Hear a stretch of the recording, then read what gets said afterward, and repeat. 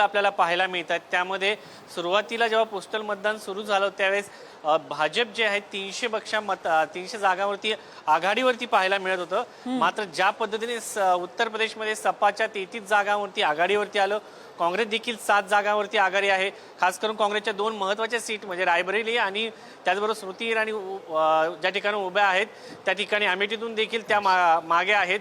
तर दोन्ही ठिकाणी काँग्रेसचे उमेदवार जे महत्त्वाच्या सीट आहेत त्या ठिकाणाहून पुढे आहेत। हरियाणामधून देखील 6 ते 7 जागांवरती काँग्रेस आघाडीवर असल्याचं पाहायला मिळते। राजस्थानमध्ये देखील हीच परिस्थिती आहे आणि ज्या महत्त्वाच्या जागा आहेत काँग्रेससाठी त्याचबरोबर भाजपसाठी ज्या ठिकाणाहून असं वाटत होतं की सरळ एकतर्फी विजय होईल असं ज्या पद्धतीने एक्झिट पोल समोर येत होते, मात्र अटीतटीची लढाई असल्याचं पाहायला मिळते।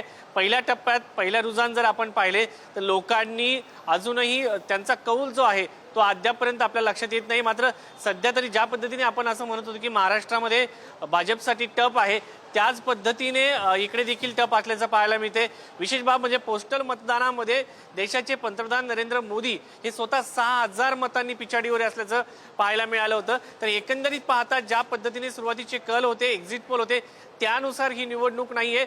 लोकांनी त्यांचा कल, त्यांची जी मतं आहेत ती ज्या पद्धतीने आतापर्यंतच्या सर्व निवडणुकांमध्ये कोणालाही अंदाज लावता येत होता, मात्र ही निवडणूक अशी आहे अजूनही कोणाला लोकांच्या मनाचा ठाव जो आहे तो कळालेला नाहीये।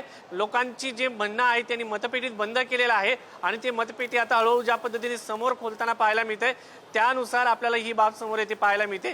दुसरीकडे दक्षिण भारतामध्ये ज्या पद्धतीने मोदीजींच्या विराट सभा पाहायला मिळाल्या होत्या मात्र तितकंसं यश भाजपला येताना पाहायला मिळत नाही। मात्र वोटिंग पर्सेंट जे आहे भाजपचं निश्चितपणे वाढताना आपल्याला पाहायला मिळणार आहे। दुसरीकडे जर आपण म्हणून पाहिलं तर जो हिंदी हार्टलँड म्हणून ओळखला जाणारा शिवाजी तुम्हाला थोडंसं थांबव